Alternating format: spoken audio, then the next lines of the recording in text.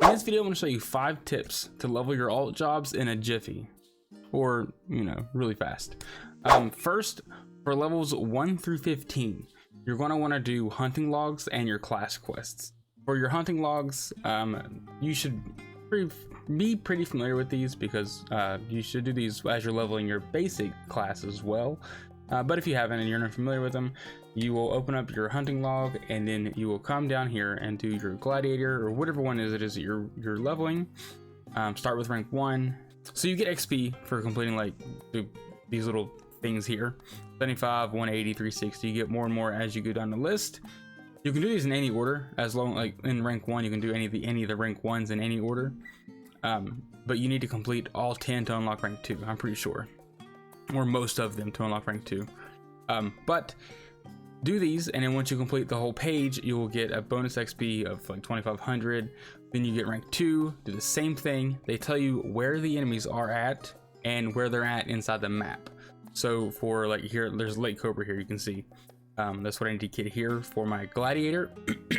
Mordona, North Silver Tier. Pop up in the map. You zoom in a little bit, it will actually tell you the name of the area. So North Silver Tier will be this area right in here. Just kind of roam around your areas until you find out where they are. You will know the enemy you're looking for because of the little symbol above their head. If they have that, then that is a hunt mark for you that you need to kill. It will also tell you that you need to kill or take out 5. So you need to kill 5 of these, and then you'll get your bonus XP of 19,000 for this one in particular. So people say to do fates and stuff for leveling 1 through 15 as well when you first start out. That takes a long time, and this is by far much quicker, along with doing your job class or your class quests as well, or your job quests, which appear down here below, which give you more abilities and stuff. You should definitely be doing those regardless. As you level up, those will help you level up and get new skills as well. Now, after getting to level 15, use the leveling roulette once a day for your bonus XP, and then repeat the highest level dungeon you have unlocked for that that you can do. So here we'll do your duty roulettes. So of course you get your leveling roulettes. You unlock those at level 16, and then you can run these. You should already have this unlocked if this is your alt job leveling. This is what you should already have this unlocked. But once you get 16, you can actually do it with your alt class. Do that, right? And then once you do that daily, you'll get your bonus XP for doing it for the first time that day. And then you'll want to come over here to your dungeons and come over here and run these, the highest level of this that you can do. So if you're like let's say you're like level 20, you will want to run the Halatali level 20 over and over again until you can get to level 24,000. Then run that over and over again.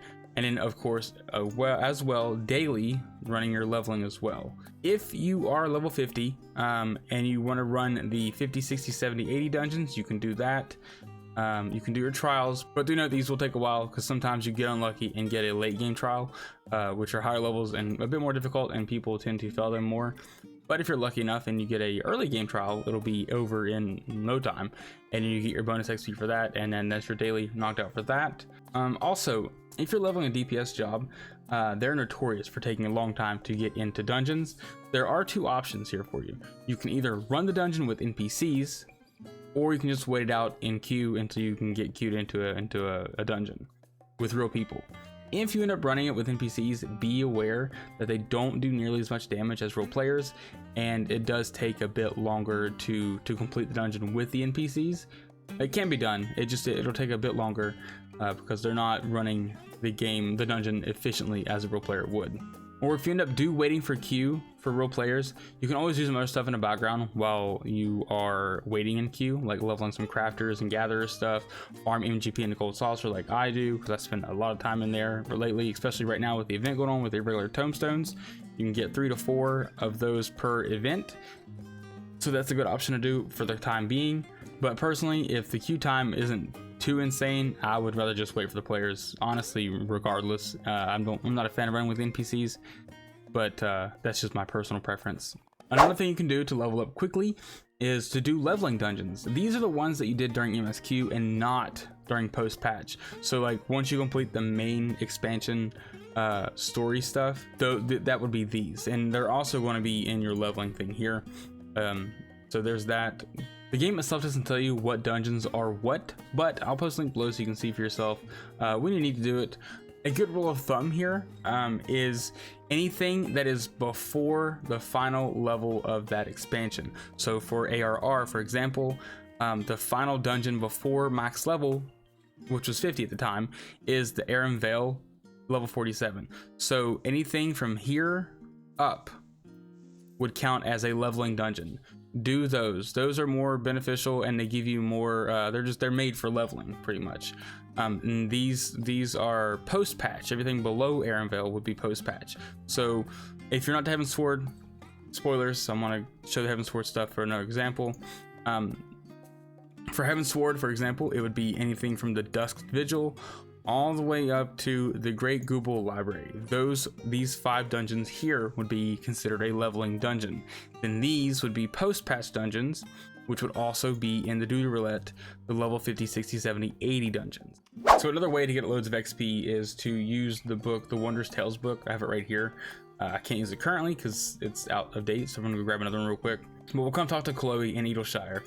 You'll receive a new journal from Chloe, and then it'll be in your key items right here. So if you're in your inventory, it's this little thing here with the little exclamation point with the bag. It'll be there, so you can put it on your hotbar or just use it whenever. If you use it, here's how I do it, and to like make it very quickly, and you can get this done within a few minutes, honestly, if you already have a max level character. So the Wondrous Tales book has 16 objectives, right? And if you complete one, you get a random sticker or seal, I think they call it. And the goal is to actually fill 3 lines. So you want to play like tic-tac-toe. So you want to have 3 lines, like 1 line here, 1 line here, and 1 line here, ideally. It's very rare to happen. None of that matters. What you want is the XP. This is your guaranteed XP. If I'm not mistaken, this gives you 50% of your XP bar. Right, so all you have to do is just get 9 seals in any order. None of them have to match. You don't have to get any lines. That doesn't matter. Just get 9. What I do here to make this go over within less than 5 minutes, honestly, you need second chances. To get second chances, you need to do dungeons and stuff with players that are new, that have not done any specific dungeon before. If you do that, you'll get 1. So if you run like an alliance raid with what I think 18 people or something like that. There's a lot of people in Alliance raid. I don't know the exact number, but if 9 of those people have not done that Alliance raid before ever, you get 9 second chances. If you run a dungeon with one person that hasn't done that dungeon before, a new player for story or whatever, that you'll get 1 second chance once you complete that dungeon. To do this, the way I do it, you need 9. But I always go for any of the trials. You always get 2 trials that pop up right here. I have the Howling Eye currently extreme, and then the World Eater extreme.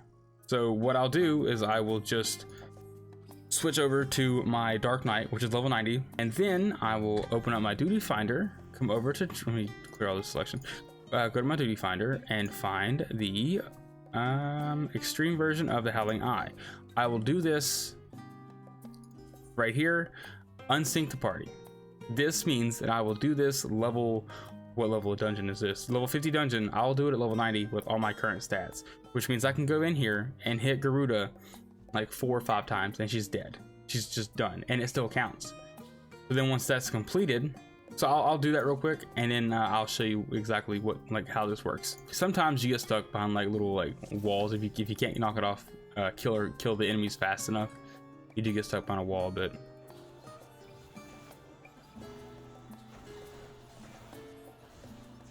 Yeah, see, now I gotta wait.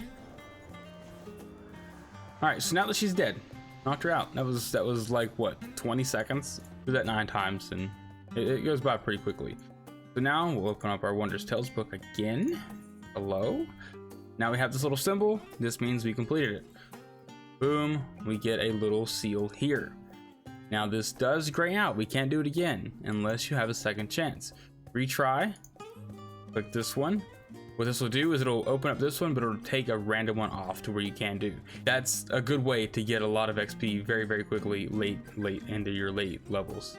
And then once you have all your seals, before you turn this back into Chloe, you want to make sure that you go back to whatever class you're leveling. I'm leveling Gladiator at the moment. It's only level 75. Make sure that you're that class you're leveling before you turn your book into Chloe. So make sure you are the class you're leveling before you turn the book in. Do not turn it in with your level 90 character. You will just waste experience, which is a bit of a bummer. Something else that you can do to level up is PvP. I know a lot of people don't like PvP because it's hard. It's hard, especially for me. I'm not a big fan of it, but there is one little thing you can do if you don't mind wait, because I think it does take a while. Where is it at? Here. Once you load in the frontline, you can load in as the class or job that you want to level, right?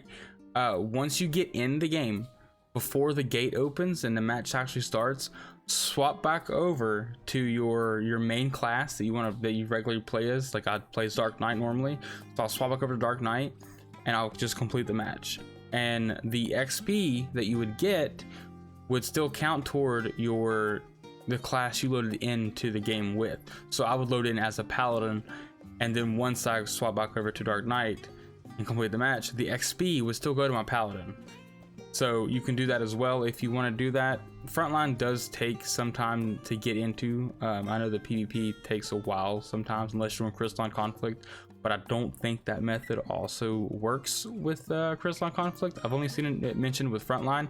I don't do a lot of PvP, so I don't know personally about the Crystalline Conflict and stuff like that, but this is something people do.